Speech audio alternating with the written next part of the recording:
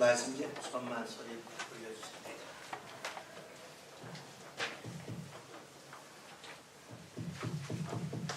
말씀 제목을 함께 보겠습니다.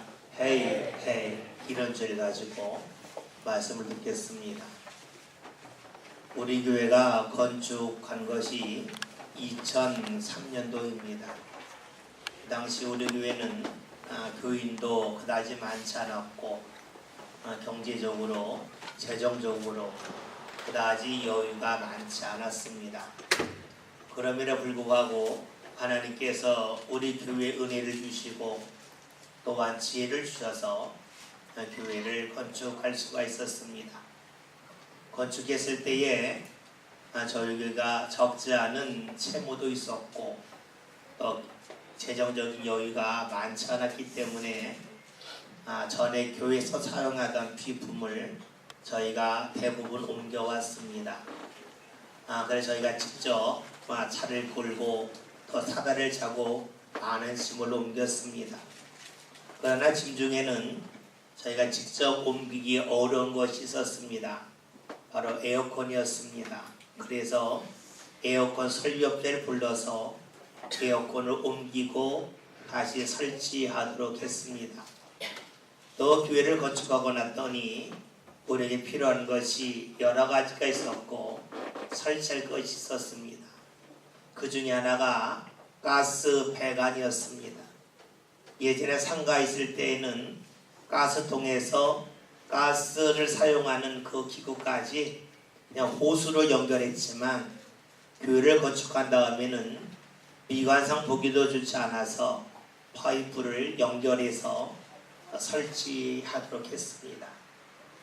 그런데 그 일을 함에 있어서 우리는 어떻게 할까 하다가 업자를 불러서 업자에게 미리 돈을 주었습니다.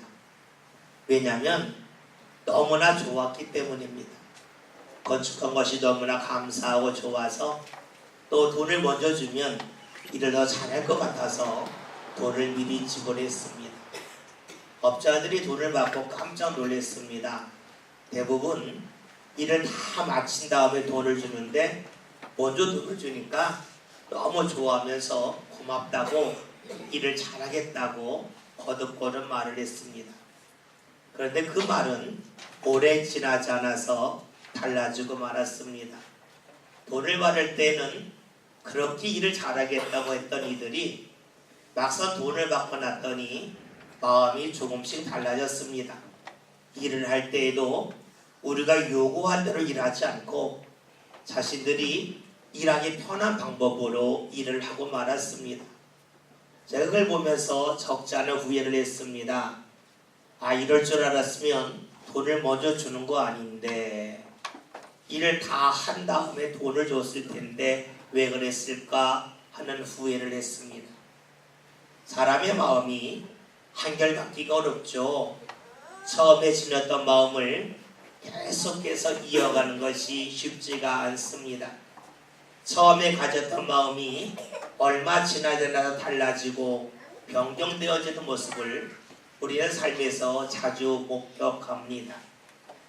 여러분, 제가 만약에 세상을 좀 더 알았다면 어떻게 했을까요? 제가 세상을 더 알았다면 일을 마치고 돈을 줬을 것입니다. 먼저 주는 일을 하지 않았겠죠. 우리가 흔히 하는 말 중에 이런 말이 있습니다. 주고 받기라는 말이 있습니다. 주고 나면 받는다는 거죠. 그런데 세상 사례라 보았더니 이 주고 받기라는 말이 현실일까 아니면 사람들의 소망일까를 생각을 해보게 됩니다. 정말로 세상에서 주고 나면 받습니까? 아니면 준 것을 받기를 원해서 사람들이 주고받기라는 말을 하겠습니까? 다시 한번 우리 교회를 건축한 후에 업자들이 와서 일했던 걸 생각해 보십시오. 제가 먼저 주었습니다. 당연히 받을 줄 알았는데 그게 안 되더라고요. 세상은 철저하게 주고받는 세상이 아니라 받고 주는 세상입니다. 내가 받을 거 다 받고 나중에 주는 것이 세상의 모습입니다. 왜 그럴까요? 받고 나서 주면 최소한 손해는 보지 않기 때문입니다. 우리는 살아가면서 손해보는 것을 견디지 못하죠.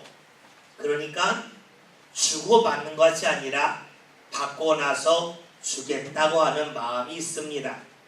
그러면 손해를 보지 않는다는 겁니다. 이익과 손해 중에 우리는 손해보다는 이익 편에 서고 싶죠. 그러기 위해서는 받고 나서 주어야 합니다. 여러분, 우리가 만약에 주고 나서 받겠다 하면 어떻게 될까요? 물론 주고 나서 받을 때도 있겠지만 그것이 동시에 늘 일어나는 것은 아닙니다. 주고 나서 시간이 지나야 받을 수가 있습니다. 그러면 내가 주었는데 상대가 나한테 무언가 주면 제가 받겠죠. 그러나 그 사람이 나에게 돌려주기까지 시간이 필요한데 그 시간이 흘러가는 동안에 그 사람에게 무슨 일이 생길는지 모릅니다.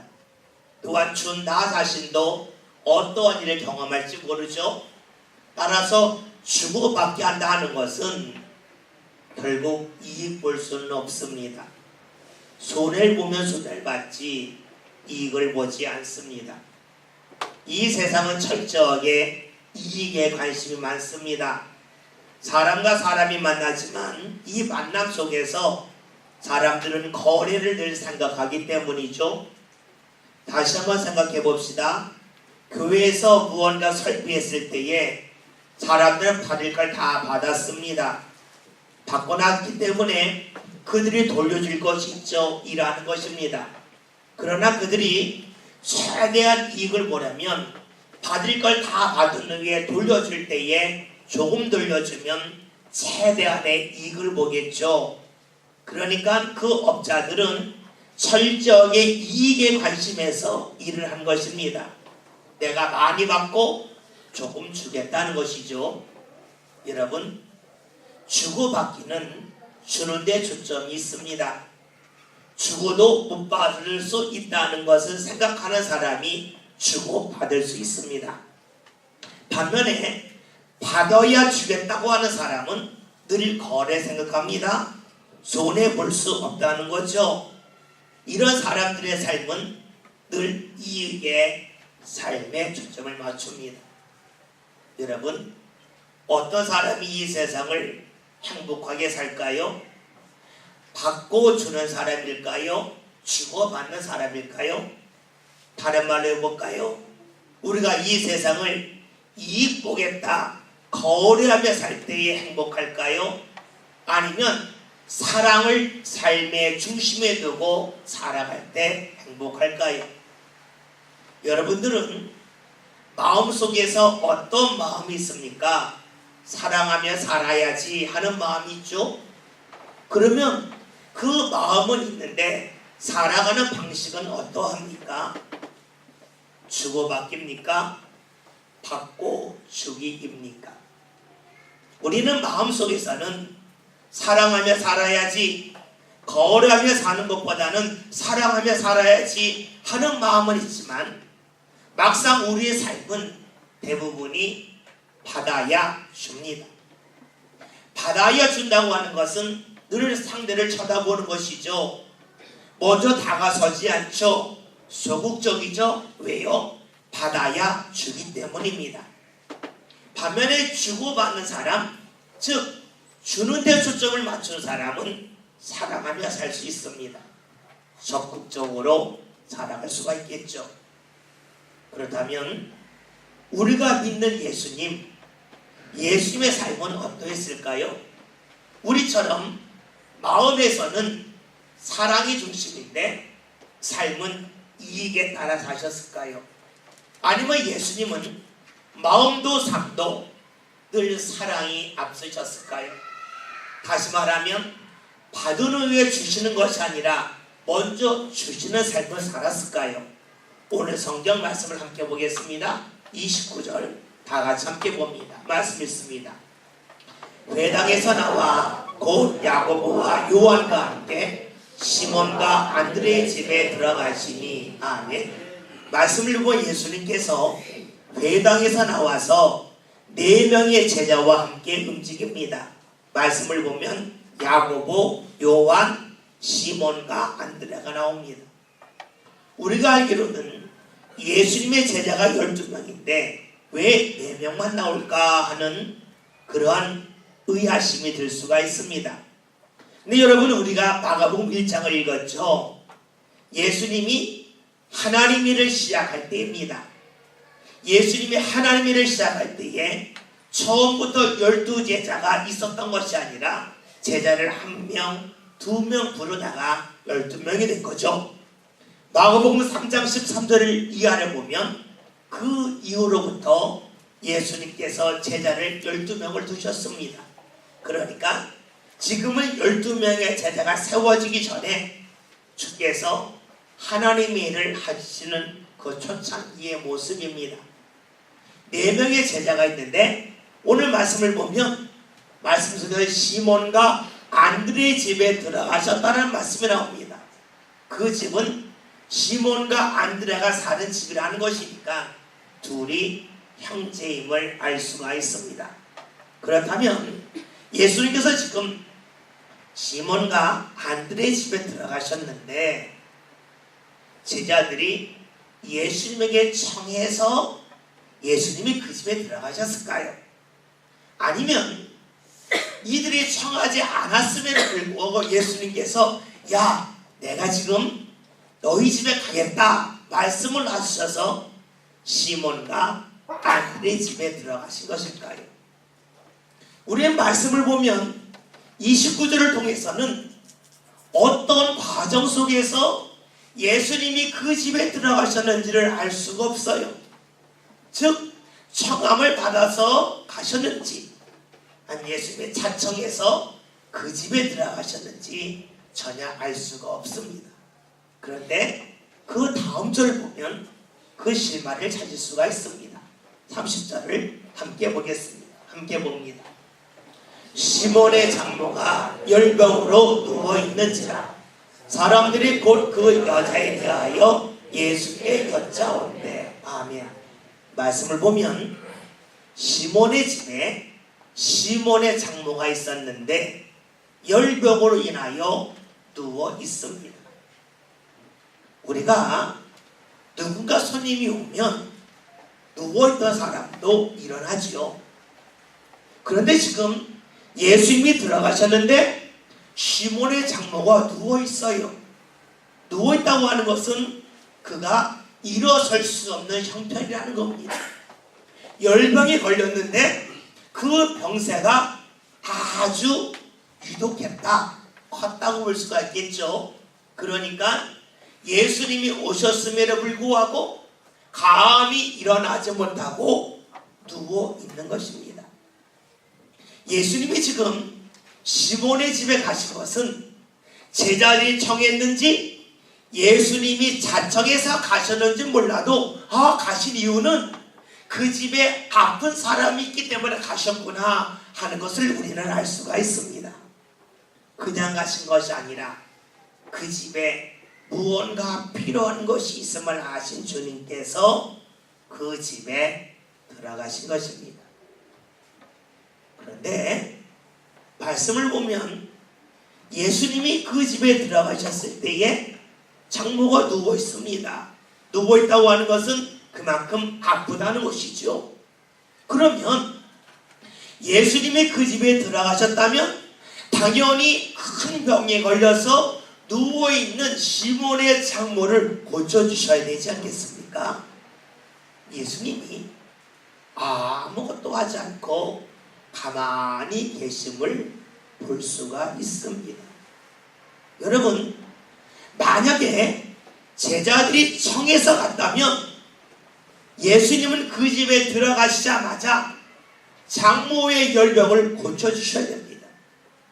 왜요? 청할 때에는 우리 집에 이러이러한 아픔이 있는 분이 계시니까 고쳐주세요. 청해서 온 것 아니겠어요? 근데 예수님은 들어가셔서 가만히 계셨습니다. 이것을 통하여 알 수 있는 것은 예수님은 청함을 받고 가신 것이 아니라는 겁니다. 자청해서 가셨다는 거죠. 그러면 우리는 또 하나 질문할 것이 있어요. 자청해서 가셨던 예수님께서 왜 가만히 계실까 하는 겁니다. 가셨으면 바로 고쳐주셔야지. 왜 가만히 계신 것입니까? 혹여나 예수님께서 시몬의 집에 가시자고 말씀하셨지만 시몬의 장모가 아픈 것을 모르는 가운데 그냥 가자고 하신 것일까요? 아니면 예수님이 그 아픈 것을 알고 가셨지만 이 시몬의 장모에 대하여 사랑하는 마음이 없어서 그냥 구경하고 방치하고 계신 것일까요? 우리는 질문을 던질 수밖에 없습니다. 간혹 우리는 이런 일을 비슷하게 경험을 하죠. 예수님께서 시몬의 장모의 집에 들어가신 것은 그 집에 아픔이 있기 때문이에요. 오늘 우리로 살아가면서 나름대로 아픔이 있습니다. 몸이 아픈 사람이 있어요.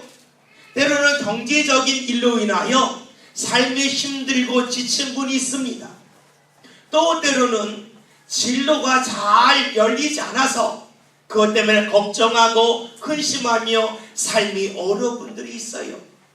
그럴 때 우리는 질문하죠. 주님께서 우리를 사랑하신다면 왜 내 삶 가운데 아픔을 주십니까? 주님이 정말로 살아계시고 나와 함께 하신다면 내 왜 앞길이 열려지지 않고 늘 막혀져 있습니까? 이런 질문을 하게 됩니다.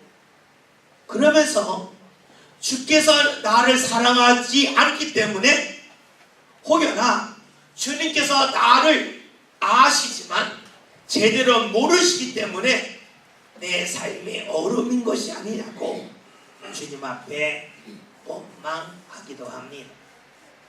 여러분, 예수님이 시몬의 장모의 아픔을 보고 계십니다. 그런데 가만히 계신 거예요. 가만히 계시자 제자들이 말을 합니다. 오늘 말씀을 봤더니 그 여자에 대하여 예수께 여쭤온대. 이 여자가 아프다고 하는 것을 예수님에게 하나하나 알려주었다는 것입니다. 질문할 수 있죠. 보면 아는데 일어난 것도 아니고 누워있는 거 보면 얼마나 아프지 않은데 왜 예수님은 가만히 계시고 사람들이 예수님에게 여쭤올 때까지, 즉 무언가 묻고 기도할 때까지 예수님은 가만히 계신 것일까 하는 것입니다. 말씀을 계속해서 보면 사람들이 여쭤는 게 예수님이 일을 하시죠. 말씀을 볼까요? 31절 봅니다. 함께 있습니다.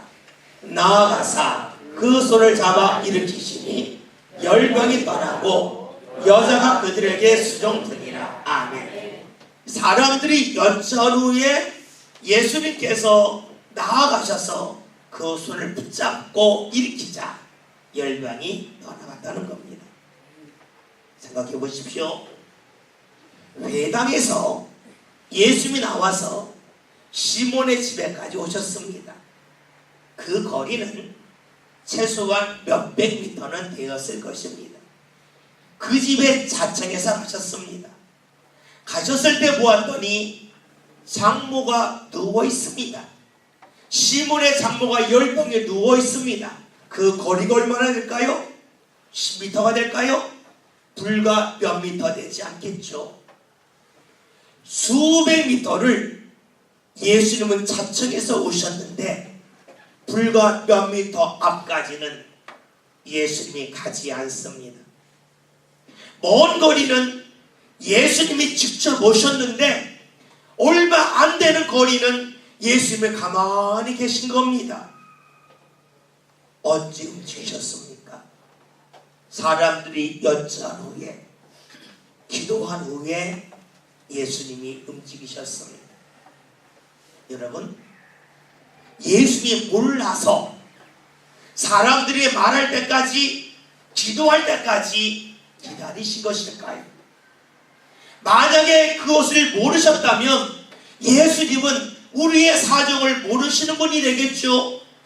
눈앞에 있는 사람, 불과 몇 미터 앞에 있는 사람이 누워있는데 그 사람이 아픈지를 모르시는 주님이시라면 어떻게 우리의 사정을 아시겠습니까? 예수님께서 시몬의 집에 가신 것은 그 집에 문제가 있음을 아셨기 때문에 가신 것이 분명해요. 그러나 그 앞에서는 멈추셨습니다. 사람들이 여쭤올 때까지, 기도할 때까지 아무것도 하지 아니하셨습니다. 모르셔서 아닙니다. 아시는 대로 멈추신 것입니다. 왜 그렇게 하셨을까요? 왜 예수님은 사람들이 여쭤는 후에, 기도한 후에 움직이셨을까요? 사실 이런 질문이 우리에게 너무나 많이 있습니다. 주님께서 우리의 사정을 하신다면 왜 가만히 계십니까?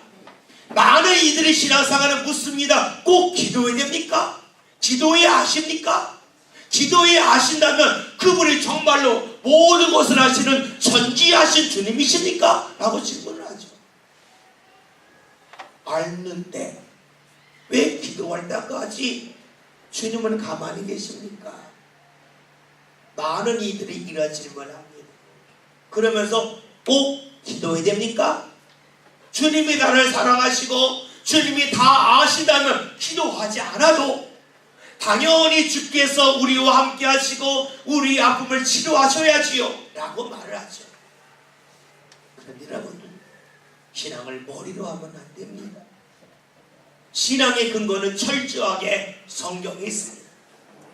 말씀을 보세요. 예수님이 그 집에 가셨습니다. 다 알고 계신데 왜 가만히 계십니까? 왜 여쭤올 때까지, 왜 기도할 때까지 아무것도 하지 아니하신 주님께서 기도 후에야 비로소 몇 미터를 나아가셔서 붙잡으시고 일으키시며 병을 고치셨을까요? 여러분, 혹시 축구 경기 보신 적 있습니까? 축구 경기를 볼 때에 즐겁게 보는 방법이 있습니다. 그것은 무엇이냐면 응원하는 팀이 있으면 즐겁습니다. 응원하는 팀이 없으면 축구를 보면서 재미가 없어요. 응원하는 팀이 있으면 어떻게 되는지 아세요? 선수가 공을 찰 때에 나도 모르게 발이 푹 나갑니다.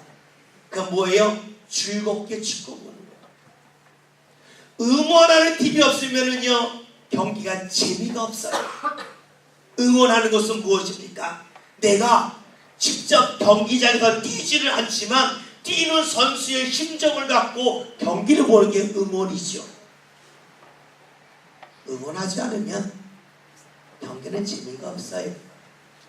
응원할 때에, 참여할 때에 기쁜 거예요. 경기장에서는 선수가 뜁니다.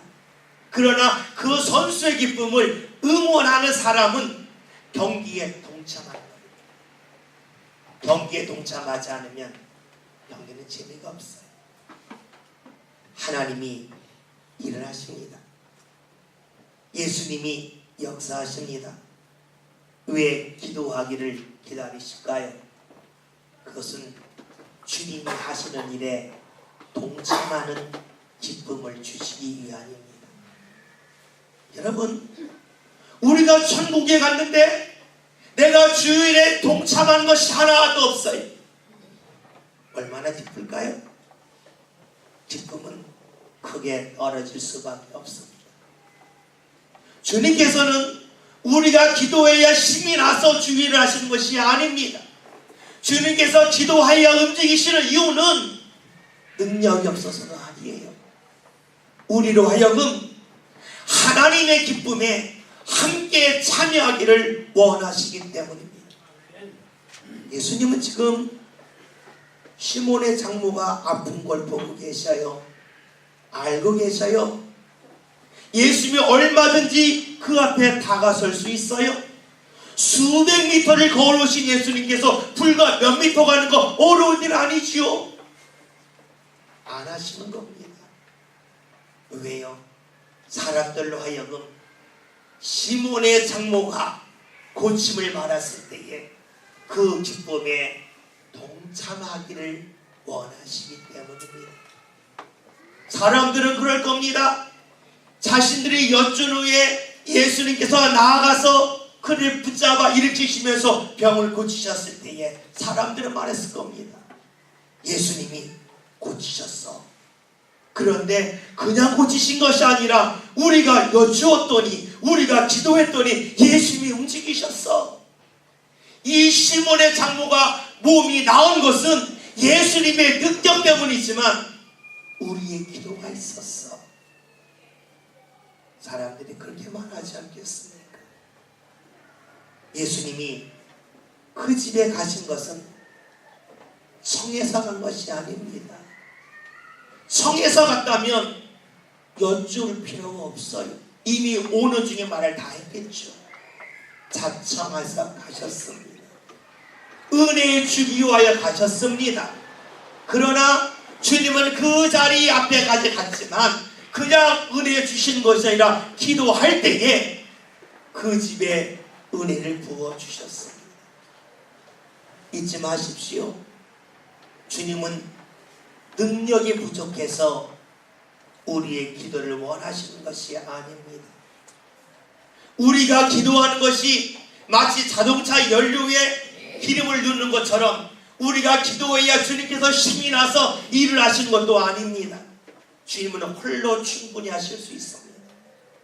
그러나 우리로 하여금 주님의 일에 동참하는 기쁨을 허락하시기 위하여서 그 기쁨을 한 번만 경험하는 것이 아니라 삶 가운데 계속해서 경험하기를 원하셔서 예수님을 기다리고 계십니다. 은혜의 현장 앞에 오셨지만 은혜의 손길을 내밀기까지 기다리고 계십니다. 우리로 하여금 기도할 때까지 기다리고 계십니다. 주님은 은혜 베풀기 위하여 시몬의 집에 오신 겁니다. 그러나 예수님이 그 마음을 갖고 오셨다 할지라도 사람들이 기도하지 아니하면 예수님의 그 마음은 마음에서 멈추고 맙니다. 시몬의 집만 그럴까요? 오늘 주님께서 우리 앞에 와 있다고 여러분 믿지 않습니까? 회당에서부터 수백 미터를 걸어오신 예수님께서 시몬의 장모의 앞에 앉아 계셨던 것처럼 예수님께서 오늘 우리 삶 가운데 앞에 다가와 있음을 여러분 믿지 아니하십니까? 예수님께서 하늘의 보좌를 버리시고 이 땅에 내려오신 것은 우리에게 은혜 주시기 위하여 다가오신 것입니다. 그러나 그 주님은 우리 앞에 다가왔다 할지라도 무조건 은혜 베푸시는 것이 아니요, 사람들이 예수님에게 여쭤올 때에, 사람들이 기도할 때에 주님께서 한 발짝 더 나가셔서 손을 내미셨던 것처럼 오늘 우리들에게도 그렇게 하심을 믿지 아니하십니까? 성경에 있는 말씀은 과거의 일을 우리에게 알려주기 위함이 아닙니다. 성경은 하나님께서 우리에게 어떻게 일하시는지 그 길과 방법을 알려주시기 위함입니다.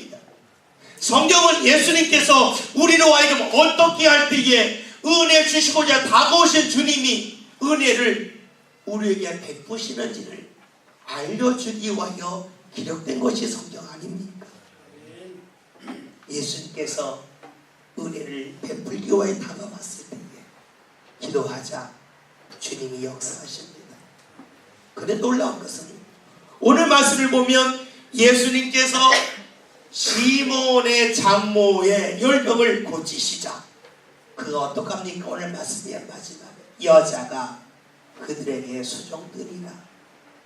이 여인에게 은혜가 임하였을 때에 은혜 받고 멈추지 않고 움직였습니다. 여러분 그렇습니다. 주님께서 우리에게 은혜 베풀고자 다가오셨을 때에 우리가 무언가 움직이는 기도를 할 때에 주님이 역사하십니다. 그리고 은혜를 받은 후에 가만히 있는 것이 아니라 이 여인처럼 우리가 무언가 움직일 때에 주님은 그걸 보고 기뻐하시죠. 그러고 이것을 성경에 기록해 놓았습니다. 오늘 말씀 제목이 해입니다. 첫 번째 해는 은혜 해자입니다. 주님은 우리에게 은혜를 베풀고자 우리에게 다가오십니다. 두 번째 해는 우리가 해야 할 일입니다. 기도해라는 겁니다. 은혜 받은 후에 헌신해라는 것입니다. 여러분, 주님은 우리에게 은혜를 베푸십니다. 그 은혜를 베푸시는 주님이 다가왔을 때에 우리가 무엇을 해야 합니까? 기도해야 하지 않겠습니까? 기도하지 아니한다면 주님은 가만히 계실 뿐입니다. 수백 미터를 다가오셨습니다. 배당에서부터 시몬의 집에 오셨습니다. 누군가 청해서 온 것이 아닙니다. 예수님이 은혜 베풀고자 자청해서 오셨습니다. 그러나 그 주님께서는 불과 몇 미터 앞에서 멈추십니다. 우리로 하여금 기도하라는 겁니다. 이를 통하여 주님께서 힘을 얻고자 함이 아니라 하나님의 은혜에 함께 동참하길 원하셔서 기다리고 계십니다. 여러분, 은혜 해자를 잊지 마십시다. 그리고 내가 해야 할 일이 있음을 잊지 맙시다. 그리하여 우리 삶 가운데 은혜 베풀고자 다가오신 주님 앞에서 우리가 기도하는 가운데 주의 은혜를 경험하는 저와 여러분이 꼭 되었으면 좋겠습니다. 그리고 은혜 받았습니까? 오늘 말씀 기억하십시오. 시몬의 장모가 몸이 낫자마자 한 것은 수종 드는 일, 헌신하는 일이었습니다. 은혜의 사람은 헌신합니다. 은혜를 사모하는 사람은 기도합니다. 만약에 오늘 우리가 주의 은혜를 사모한다면서도 기도하지 아니한다면 주님은 우리 앞에서 가만히 계실 겁니다.